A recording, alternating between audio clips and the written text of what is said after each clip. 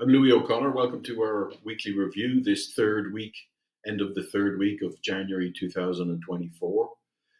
Strategic metals took center stage at the World Economic Forum in Davos, in Switzerland this week. The consensus being that sort of countries worldwide are focusing now on the sector, from India forging ahead with lithium mining, Bolivia eyeing up rare earths, United Kingdom issuing a plan to bolster critical supply chains. So, first, let's look at the World Economic Forum. So, critical minerals and how their supply can be secured against rising demand and increasing geopolitical tensions were heavily on the agenda on the third day of the World Economic Forum.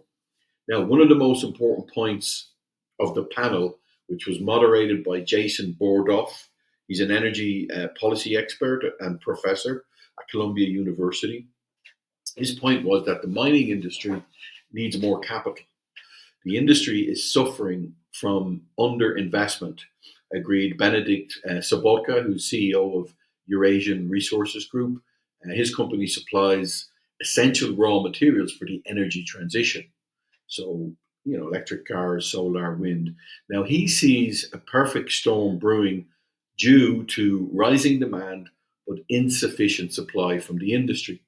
He attributes the sector's lack of capital to the fact that investors know too little about mining and are not interested in it.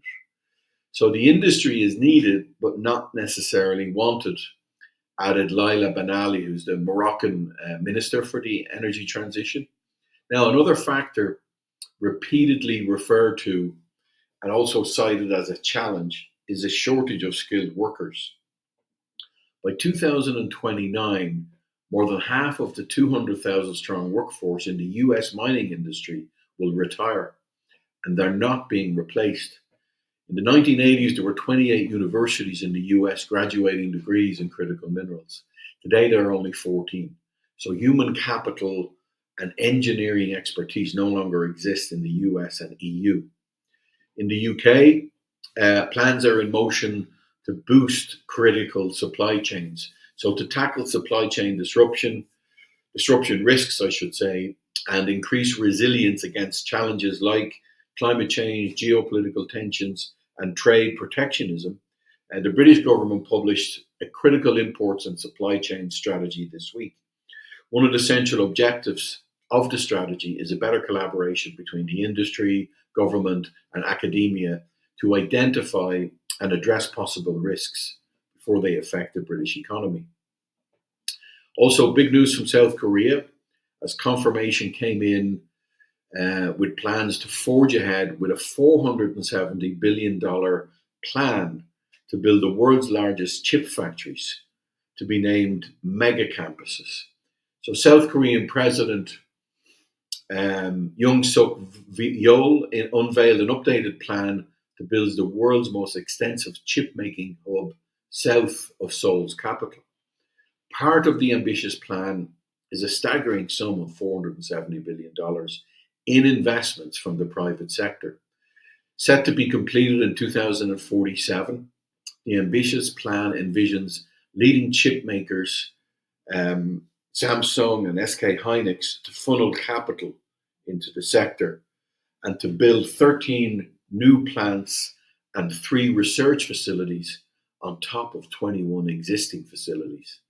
So this would effectively double the number of chip producing plants in this province alone, making it the largest cluster in the world with an expected output of 7.7 million,